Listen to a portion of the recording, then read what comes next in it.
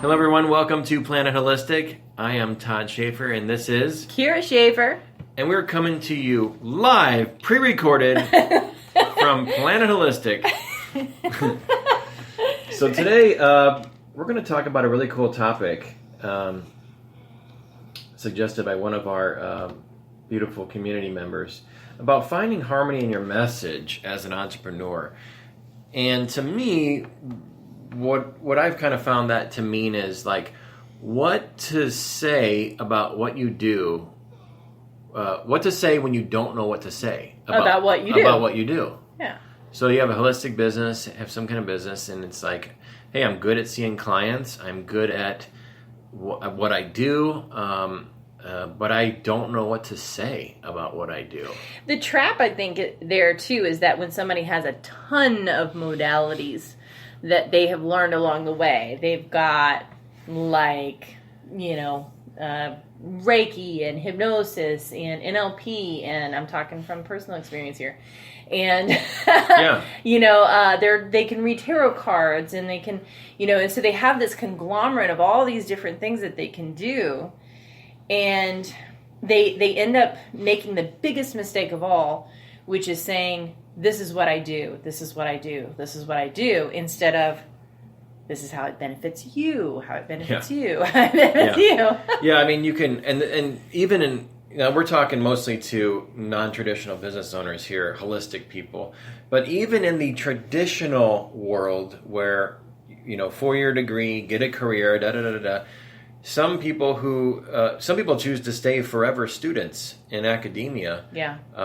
Just so they can avoid having to deal with getting a career going, Yeah. Or, I'm not saying that this is our people, but I do know that there are also countless non-traditional business owners, NBOs, holistic and whatnot, that will get every certification under the sun, and that's fantastic. You become more well-rounded, but it can be very healing too, getting these certifications. Absolutely. Most healers, it's a self-healing process that makes you a good healer to other people. But, is that really part of a bigger plan to just get certification after certification? Why do you think that happens? I think that they get to this place where, I know for me, it was, okay, I've got my Reiki certification, now I need to get my Reiki Master certification, then I need to get my Reiki Master Teacher certification, so that I felt, one, in the way that system actually works is that, they say you're only such a percentage open to Reiki energy if you're level 1, level 2, level 3. So you feel this need to continue through the process. I'm not saying that they're not telling the truth. I'm just saying that you feel like you have to complete it.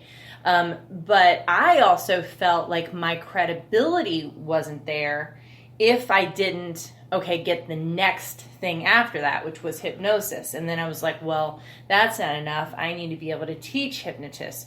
So it was always about this feeling of having credibility under my belt so that people, when they came to me, they could trust that what I was saying was accurate. So what I'm hearing there is fantastic training and well-roundedness on your part, but I also hear, when is enough enough? Yeah.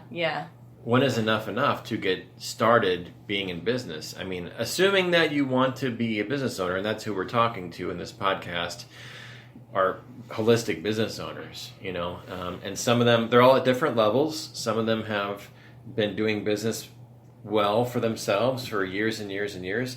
Some of them have a lot of certifications and they don't know how to make it into a business. Yeah, they don't know how to message. They don't know how to create the message, or they don't know which thing to capitalize on. So are there more examples? No, I mean, that's my main thing, and I generally suggest that people find the one thing. That they're good at. Like right. the thing that people mostly come to them for, or the thing that they've struggled with themselves and have healed themselves. Right. Yeah. So if you're listening to this podcast and you're an NBO, non-traditional business owner / holistic person, what the hell are you supposed to do? When you don't know what to say about what you do because you do so many things. Well, let's see what your options are. You can offer everything to everyone. Yes, we have done that. And see where that gets you. You'll probably end up being spread very thin. You'll probably attract so many different types of people who are not targeted to any one of those things. It's like you're a Jiffy Lube or something, right? Or a mechanic shop, and it's like, bring the car in. My car needs some help. Well, I offer everything. What do you need? Well, I don't know what I need.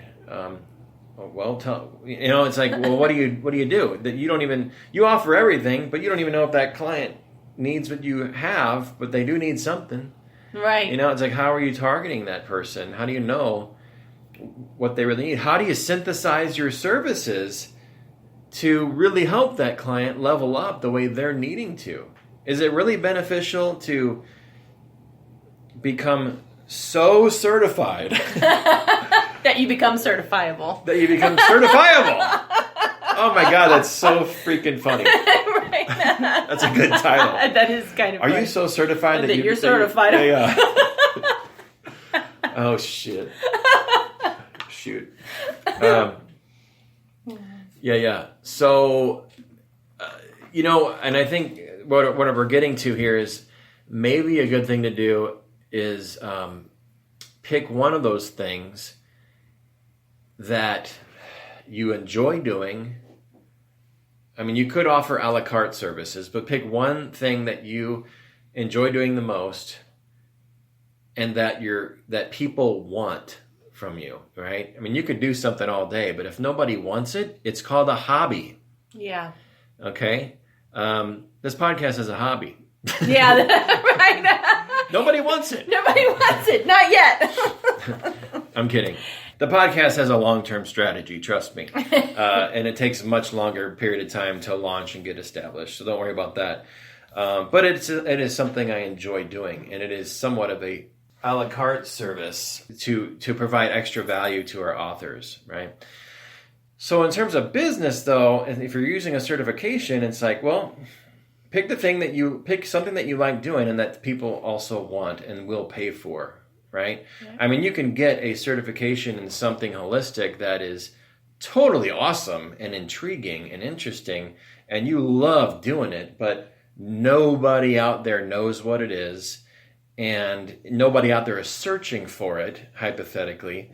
Now, if you had a chance to talk with people and get in front of enough people, which is, major marketing effort on your part, then maybe you can sell them on the fact that, hey, this service is out there and that you offer it and that they can come to you if they want to try it out, right?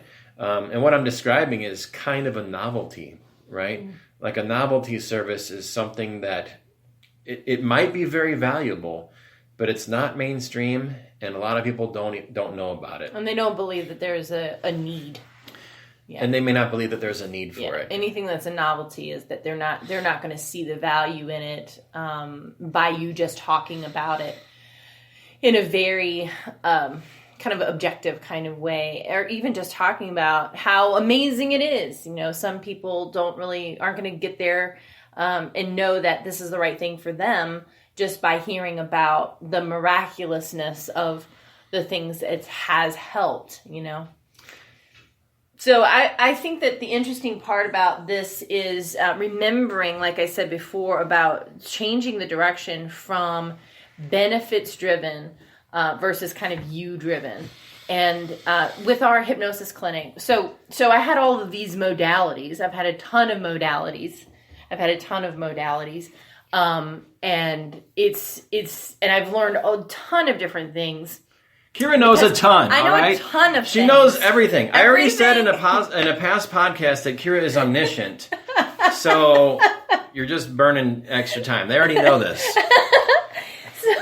But I've done all of the certifications and gotten the different things and read the books and and that's not a toot my own horn type of thing. I think I learned a lot more about development from working with the clients that I've worked with than any book that I've ever read. And it's been a very interesting process.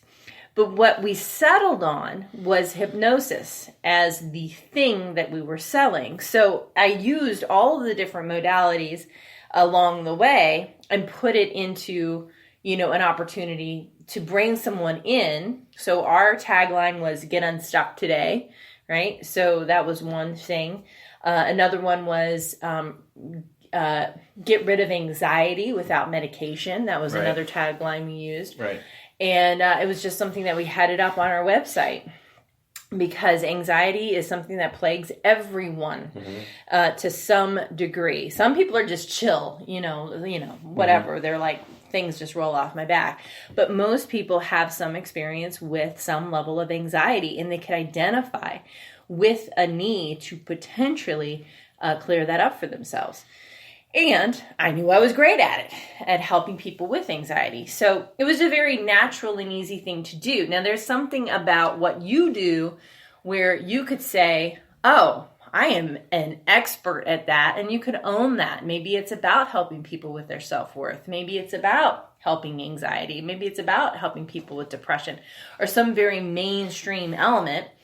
And so, one, you would find that harmony within yourself because you would be contributing in a way that is in alignment with your strengths and abilities, but also be able to let other people know, hey, does it really matter what we do? If you leave here without anxiety, but you came in with anxiety, but you leave without it, right. Does it matter? Is it okay if I walk around your body chanting? Does it matter? No, it doesn't freaking matter because they leave without anxiety. Mm-hmm. And so people with bad anxiety do not care how they get there. They just need to get there to find that peace. Right. I'll do anything. Great point. So thankfully, there are more holistic business owners now than ever before. And so the market at large, the general public, is becoming more open-minded to holistic business owners, especially depending on where you live, where it could vary greatly. If you live in a tiny, teeny little town with an older generation, you're probably not going to get a whole lot of open-mindedness to holistic business, or it'll just be completely they'll be oblivious. Or it'll be an online business. Yeah. Or you could do an online business to market. If you live in that town, I think is what she's trying to say. Right. You can do an online business and find those people who do want what you have to offer. If you're seeing people in person, I think because we were talking about clients in person, like hypnosis and stuff, then your locale might matter a bit more. And if you're in a progressive area, you're going to attract clients who are already familiar with holistic businesses, or they've tried all kinds of things that might have been more out there than what you offer. So the different markets matter, right?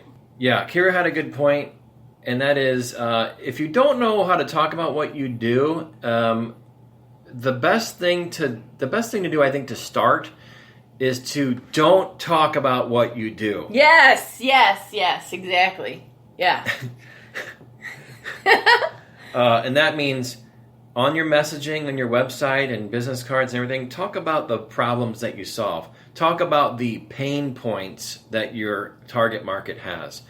So that your target market can identify with how they can benefit from what you're doing. Saying what you do, especially if it's something they've never heard of, some kind of obscure holistic service, you'd be surprised. I mean, hypnosis might sound very old school to you if you're listening to this, but to the public, a lot of them haven't tried hypnosis yet. So anything that sounds more obscure or more of a new agey type of certification is going to be the public's going to need to be educated on that, right? Use hypnosis as your benchmark, right? If it sounds more new agey than hypnotherapy and hypnosis, you need to do some exposure type marketing involved there. Yeah. But definitely, no matter what you do, talk about it as the pain points that your people have, your potential target market has, and the problems that it might solve. Yeah. And you'll find you're going to attract people who are the right people